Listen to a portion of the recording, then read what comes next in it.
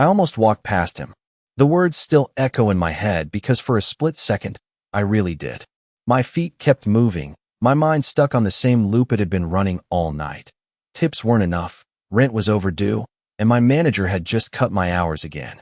The rain soaked through my thin jacket like it had a personal grudge, dripping down my spine as I stepped off the curb, eyes fixed on the flickering neon sign across the street.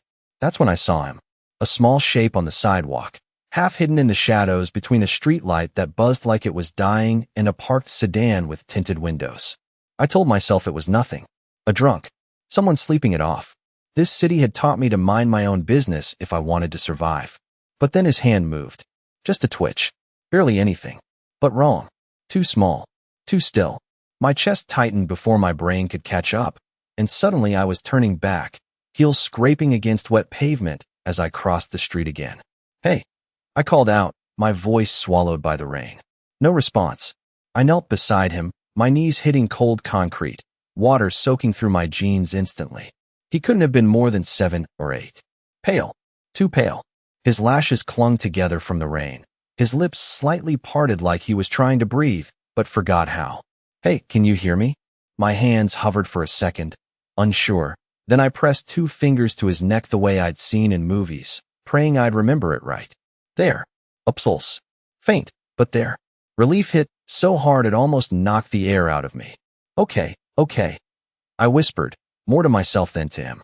My phone slipped from my pocket, nearly hitting the ground before I caught it, fingers shaking as I dialed 911.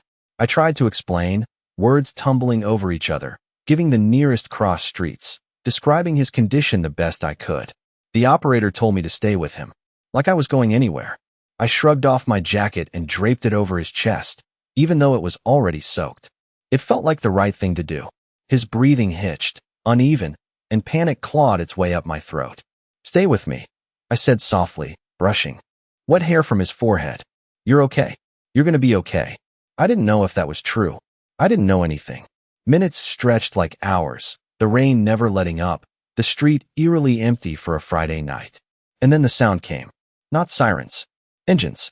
Low. Smooth. Expensive. Headlights cut through the rain, blinding for a second before 3 black SUVs rolled to a stop along the curb like they owned the street. My stomach dropped. Doors opened in perfect sync, men stepping out in dark suits that didn't belong anywhere near this part of town at this hour. They moved fast but controlled, like they weren't rushing, just choosing to arrive exactly when they meant to. One of them saw me first, his expression shifting from neutral to something sharper, more alert. Back away, he said, voice calm but not asking. I froze, my hand still resting lightly on the boy's shoulder. He needs help. I managed, my voice smaller than I wanted it to be. Another figure stepped out of the middle SUV, slower than the others, like the world adjusted itself around him. Tall, impeccably dressed despite the storm. His presence hit harder than the rain, heavier than the night itself. His eyes landed on the boy, then lifted to me, and something cold and calculating flickered behind them. What happened? He asked, his voice low, controlled, but carrying enough weight to silence everything else. I swallowed, suddenly aware of how out of place I was. Wet, shaking, just a waitress who should have kept walking. I found him like this, I said.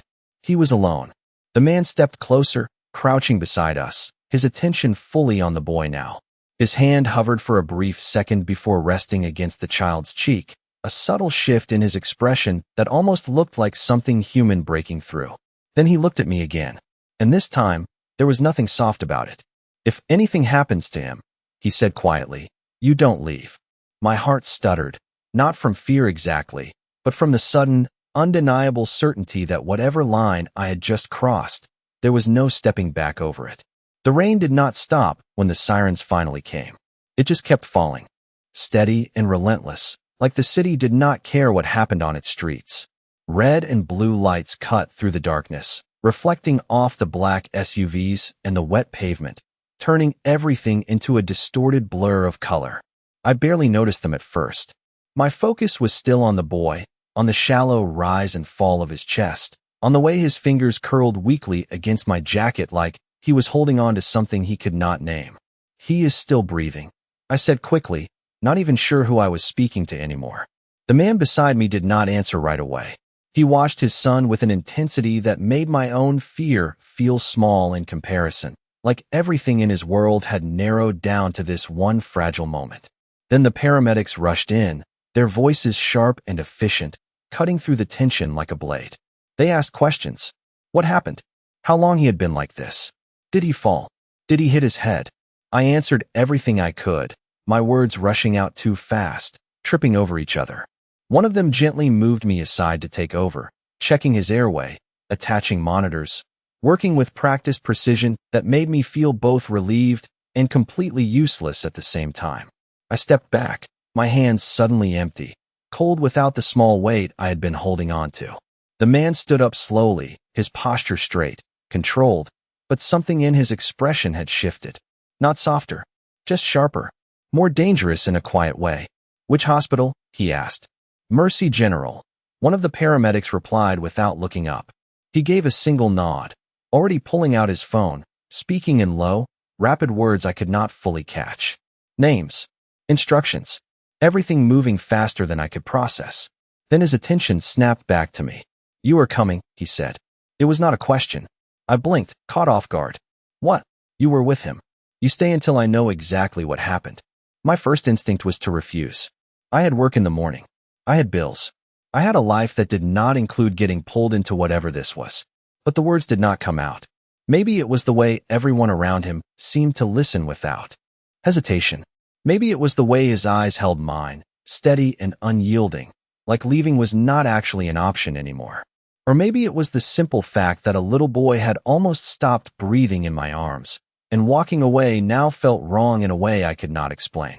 I swallowed and gave a small nod before I could talk myself out of it. The paramedics lifted the stretcher into the ambulance, doors slamming shut with a finality that made my chest tighten. The man moved toward the nearest SUV, then paused, glancing back at me like he was measuring something. Get in, he said. I hesitated for half a second, looking at the familiar street I had stood on just minutes ago. It felt different now, smaller, like it belonged to someone else. Then I climbed into the vehicle, the leather seats cool and untouched, the faint scent of something expensive filling the air. The door closed behind me with a soft click that sounded louder than it should have. As the engine started and the city lights began to blur past the window, I realized something I had not fully understood before. I had not just stayed. I had followed him. And somewhere between that sidewalk and this car, my life had quietly stopped being only mine. Hospitals always feel colder at night, but Mercy General felt like a different world entirely the moment the doors slid open. The bright fluorescent lights hit my eyes too fast after the dark ride, and everything smelled like antiseptic and something faintly metallic underneath. People moved quickly, voices low but urgent, shoes squeaking against polished floors. I stayed close without meaning to, trailing behind him as if there was an invisible line I was not allowed to cross. The staff noticed him immediately, not the way they notice normal people. This was different. Subtle shifts, straighter posture, faster responses. A nurse appeared almost instantly, guiding us toward a private elevator without asking a single question. I wrapped my arms around myself, suddenly aware of how soaked I still was, how out of place I looked standing next to someone who seemed to belong in a completely different universe. We rode up in silence. The numbers climbed, each floor passing with a soft chime that sounded too calm for what was happening. He stood beside me, perfectly still, his expression unreadable, but there was something in the tension of his jaw, in the way his hand flexed once at his side, like he was holding something back. When the doors opened, the hallway was already waiting. Doctors, nurses, equipment. The boy was rushed past us on a stretcher, monitors beeping steadily now, his small frame almost swallowed by the white sheets. I caught a glimpse of his face as they moved him into a room. Still pale, still too still. My chest tightened again. I had to look away. Stay here, someone told me, but I was not sure who. It did not matter. I was not going anywhere. Time started to stretch in a strange way, each second dragging and then slipping past before I could hold on to it. I stood near the wall, watching people move in and out of the room, catching fragments of medical terms I barely understood. Stable, observation, oxygen levels, words that sounded important but not final.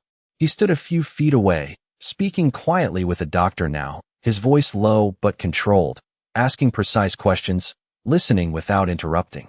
There was no panic in him, no outward fear, just focus, the kind that made everyone else adjust to match it. After what felt like forever, the doctor nodded once, something easing slightly in his posture. He is stable, the doctor said clearly. He is going to be all right. We will keep him overnight for monitoring, but you brought him in at the right time. Brought him in. The words landed heavier than they should have. His gaze shifted to me slowly, like he had almost forgotten I was there until that moment. I froze under the weight of it, unsure what to do with my hands, my breath, anything. You, he said, stepping closer. Not angry, not relieved, just certain. What is your name? My throat felt dry all of a sudden. Emily, I said. Emily Carter. He repeated it once, quieter, like he was testing how it sounded. Then he nodded, as if filing it away somewhere that mattered. You did the right thing, he said. Simple, direct, but it carried more weight than anything else that had happened. Tonight, I let out a breath I did not realize I had been holding, my shoulders dropping slightly as something inside me loosened. I could not leave him there, I said, my voice softer now. His eyes stayed on me for a second longer than necessary, studying, measuring, like he was trying to understand something that did not fit into his world. Then a nurse approached, speaking to him again, and his attention shifted back immediately. The moment broke, but it did not disappear. I stood there, watching as he moved toward the room where his son lay, and for the first time since this started, I thought maybe it was over. That I could go home, dry off, return to my normal life like none of this had happened. But as I turned slightly, ready to ask if I could leave, I noticed something that made my stomach tighten all over again. One of the men from earlier was standing near the end of the hallway, watching me. Not casually, not by accident, watching me like I was part of this now. And that was the moment I understood. Saving that boy had not been the end of something. It had been the beginning. It should have ended there, in that hallway, under those bright lights that made everything feel clean and temporary. But nothing about that night felt temporary anymore. I took a step toward the exit, slow at first, like I was testing whether anyone would stop me. No one did. Not immediately. The floor felt too smooth under my shoes, my damp clothes clinging uncomfortably to my skin as I passed the nurse's station, avoiding eye contact, pretending I was just another person leaving after a long shift. Almost normal. Almost invisible again. I reached the corner where the hallway curved toward the elevators when a voice behind me broke that illusion completely. Miss Carter. I stopped. Not because I wanted to, but because something in the way he said my name made it impossible to keep walking. I turned slowly to find the same man who had been watching me earlier, now standing a few steps away. Up close, he looked even more out of place in a hospital. Tailored suit, posture straight, eyes sharp and unreadable. He would like to speak with you before you leave, he said. Not rude, not threatening, just certain. I hesitated, my fingers tightening slightly at my sides. I think I have said everything I needed to say, I replied carefully. He did not move. It would be better if you came back, he said, his tone still calm. But there was something underneath it now. Not force, not quite, but enough to make the decision feel less like mine. I exhaled slowly, glancing once toward the elevator, then back down the hallway I had just walked away from. This was the moment, I realized. The moment I could still choose to leave and pretend none of this had touched me. But the image of that boy on the sidewalk flashed in my mind again, small and still and alone. And before I could stop myself, I turned around. He led me back without another word, stopping just outside a private room at the end of the hall. The door was slightly open, soft light spilling into the corridor.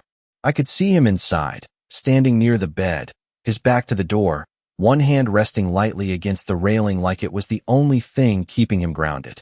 The machines beside his son beeped steadily now, a quiet rhythm that felt like proof the world had not completely fallen apart. Go in, the man said quietly before stepping aside. I hesitated for half a second, then pushed the door open just enough to slip inside. He did not turn right away. For a moment, I thought maybe he had not heard me. But then he spoke. You were leaving. It was not a question. I swallowed, stepping further into the room. I did not think I was needed anymore, I said. He turned then, slowly, his eyes finding mine with that same intensity that made it hard to breathe. Up close, the control in his expression was even clearer, But so was something else. Something quieter. Something I could not quite name. "You are," he said simply. The words settled between us, heavier than they should have been. I glanced toward the bed, toward the boy who now looked less like a shadow and more like a child again. "He is going to be okay," I said softly, almost as much for him as for myself. His gaze followed mine for a brief moment, then returned to me. "Because of you." I shook my head instinctively. "Because we got him here in time."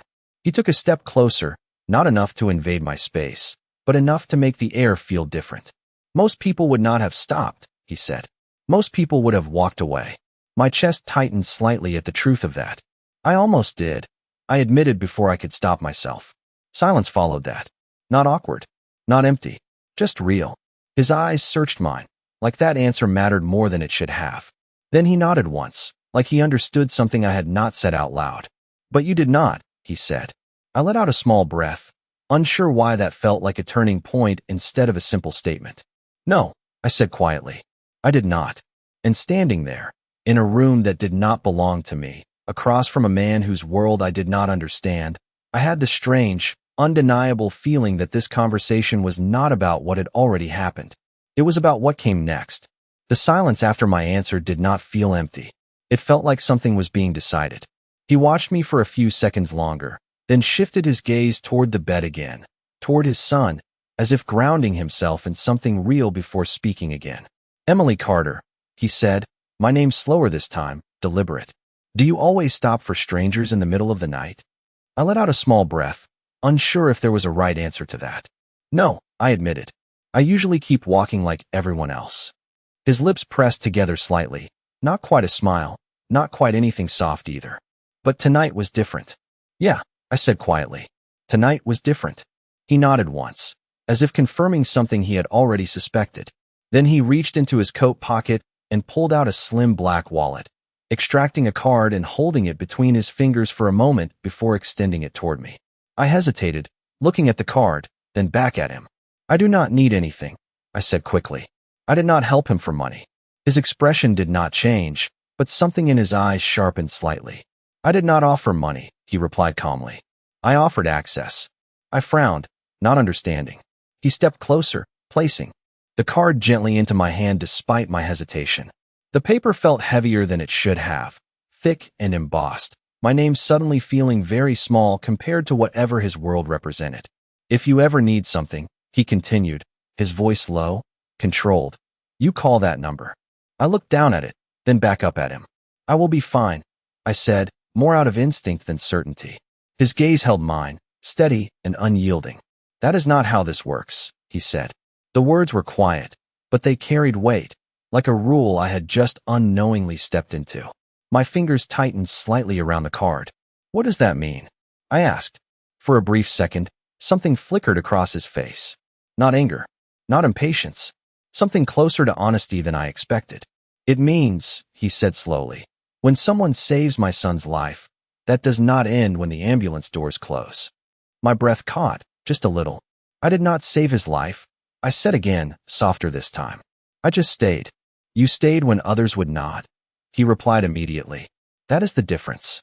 The room felt smaller all of a sudden, like the space between us was shrinking without either of us moving. I glanced down at the boy again, at the steady rise and fall of his chest, then back at the man standing in front of me. "So what happens now?" I asked quietly. He studied me for a moment, like he was deciding how much to say. "Now," he said, "you go home." The answer caught me off guard. "That is it?" I asked before I could stop myself. Something almost like amusement touched his expression, but it disappeared just as quickly. "For tonight," he said. I let out a slow breath, part relief, part something I could not name. "Okay," I said, nodding slightly. I took a step back, then another, the distance between us returning inch by inch. But it did not feel the same as before. Something had shifted. I could feel it in the way he watched me, in the way I held that card a little tighter than I meant to. I reached the door, my hand pausing on the handle as I glanced back one last time. He had already turned toward his son again, his attention fully there, like nothing else existed. I stepped out into the hallway, the door closing softly behind me, but the feeling did not stay in that room. It followed me, down the corridor, into the elevator. all the way until the hospital doors slid open again and the cold night air hit my face. I should have felt free. Instead, as I stood there under the streetlights, rain still falling in quiet sheets, I realized something that made my chest tighten in a way I could not explain. I had walked away, but I had not left.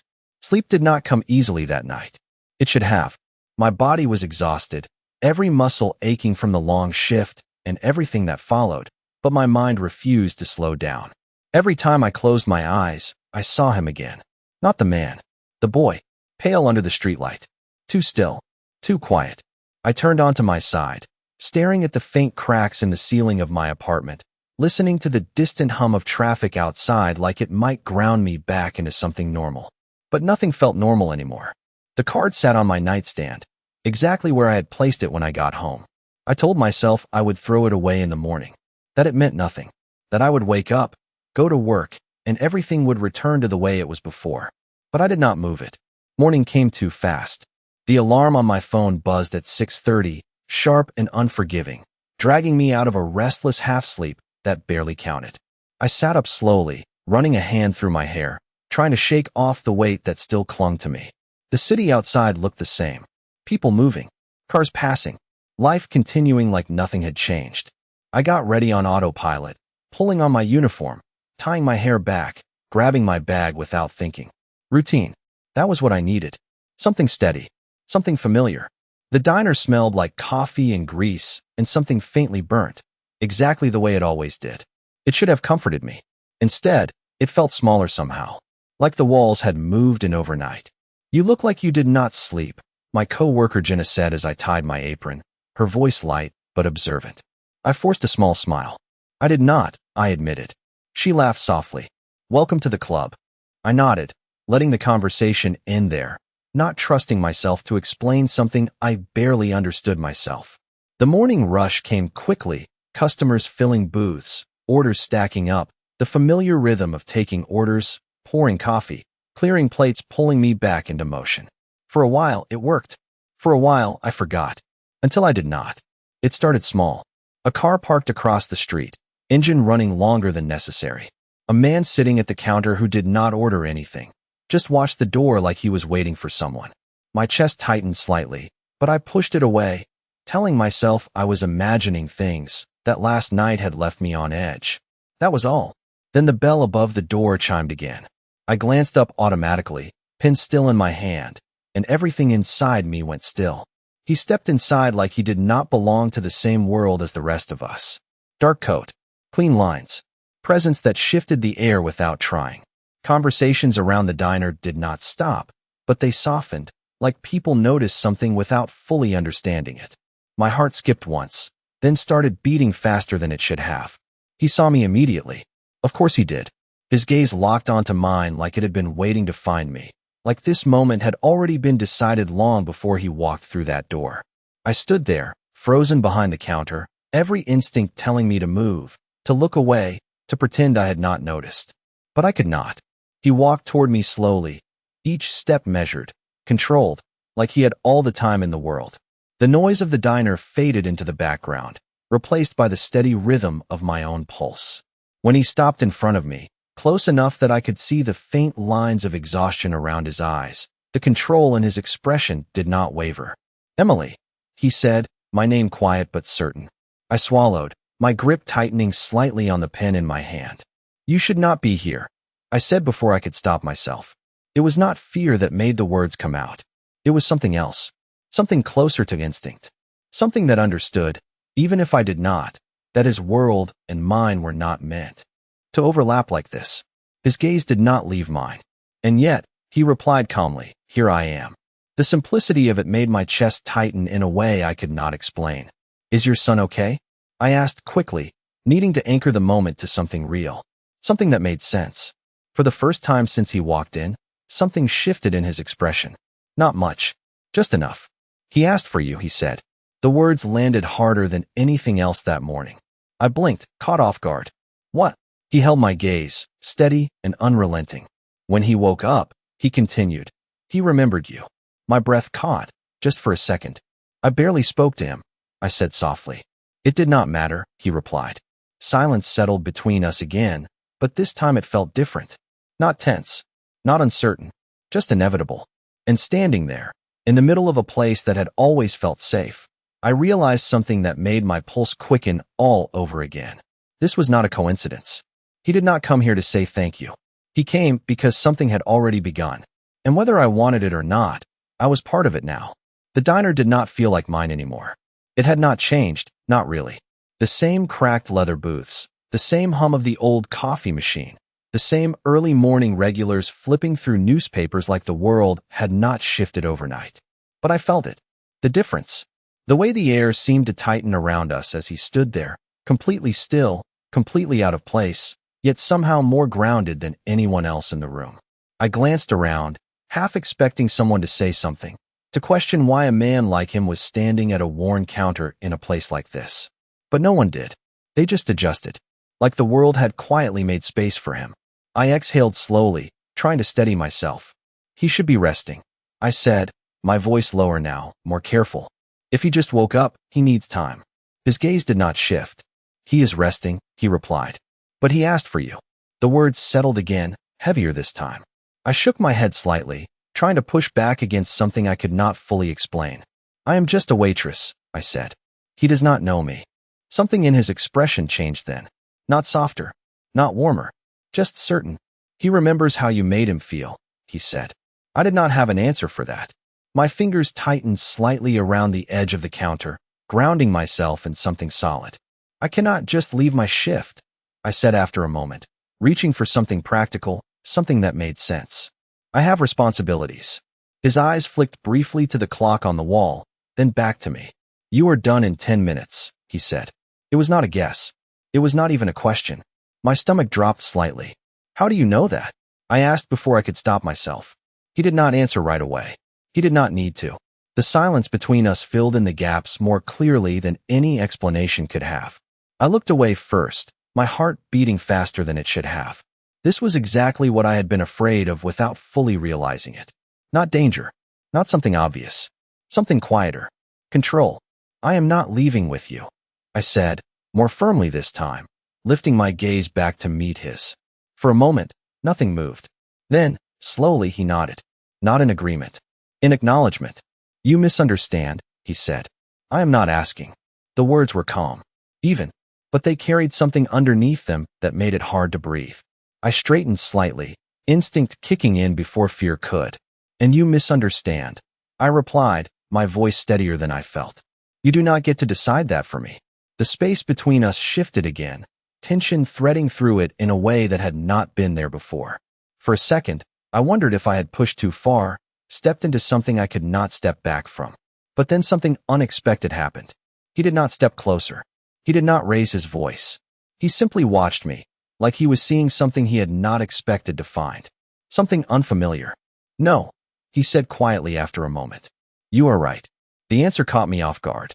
I blinked, not sure I had heard him correctly. He glanced down briefly, then back up, his expression as controlled as ever, but there was something different in the way he held himself now. Less force, more awareness. I do not decide for you, he continued, but I do decide what happens around you. A chill ran through me at the words, not because of what they meant on the surface, but because of what they implied underneath. I opened my mouth to respond, but before I could, the bell above the door chimed again.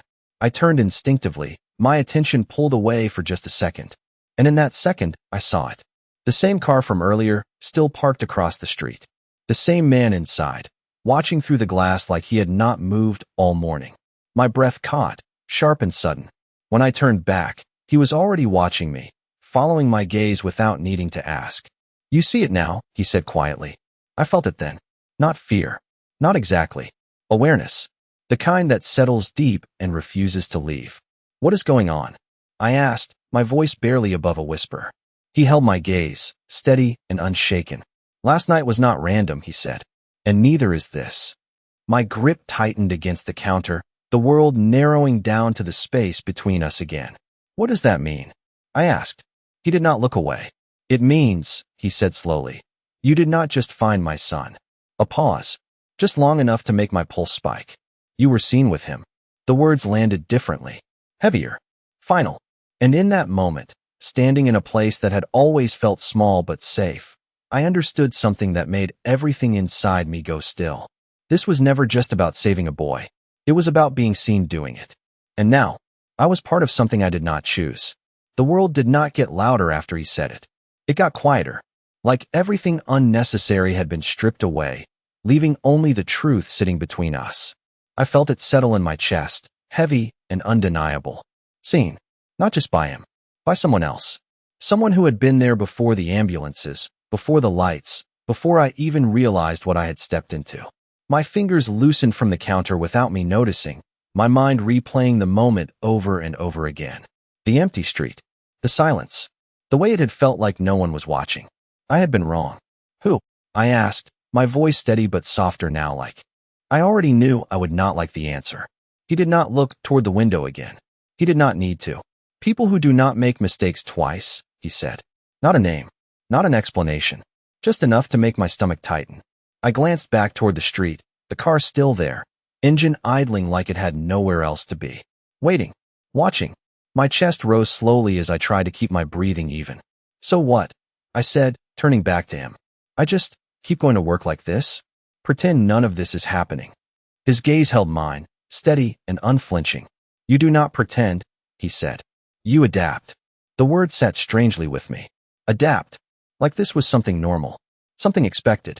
I do not know how to do that, I admitted quietly.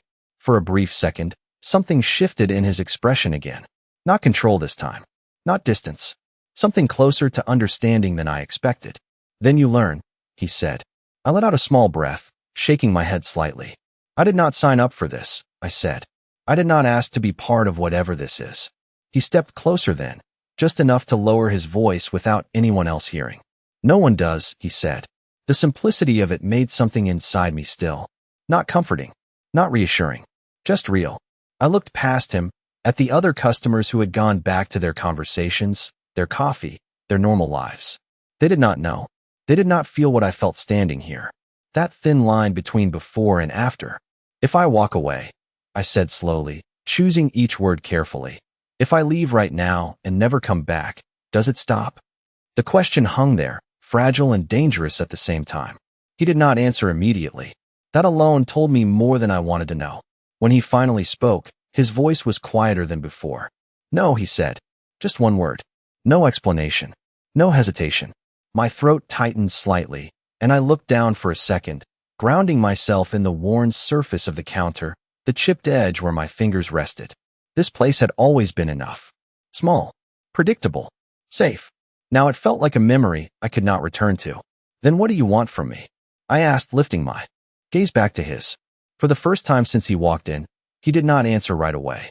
His eyes searched mine, not calculating this time, not measuring, just looking, like the answer mattered more than the question itself. Right now, he said finally, I want you to be safe. The words should have been simple. They should have been easy to accept. But they were not, because they came with everything else.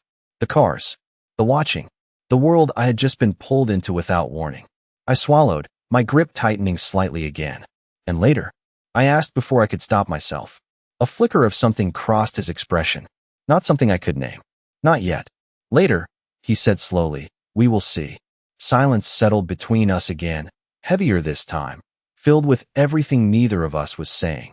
I glanced toward the door, toward the street, toward the life I had been living just hours ago. It felt further away than it should have. My shift ends in 10 minutes, I said quietly. He nodded once. I know. Of course he did. I let out a breath, steadying myself, feeling something inside me shift again. Not fear. Not resistance. Something else. Something closer to acceptance. Not of him. Not of this. Just of the fact that I could not pretend it was not happening. I reached for the notepad in front of me, finishing the last order like everything was still normal, like I was still the same person who had walked into this place this morning. But when I looked up again, meeting his eyes one more time, I knew that was not true anymore. 10 minutes. That was all the time I had left before everything changed again. And this time, I would be walking into it knowing exactly what I was stepping into. The last 10 minutes of my shift passed slower than any hour I had ever worked. Every movement felt heavier, more deliberate, like I was memorizing something I would not be able to come back to. I refilled coffee cups I barely saw, nodded at conversations I did not hear, and wrote down orders with a hand that stayed steady even when everything inside me was not. The normalcy of it felt almost unreal, like I was playing a role I had already outgrown without realizing it. When the clock finally ticked over, the sound was soft, barely noticeable, but it landed louder than anything else that morning.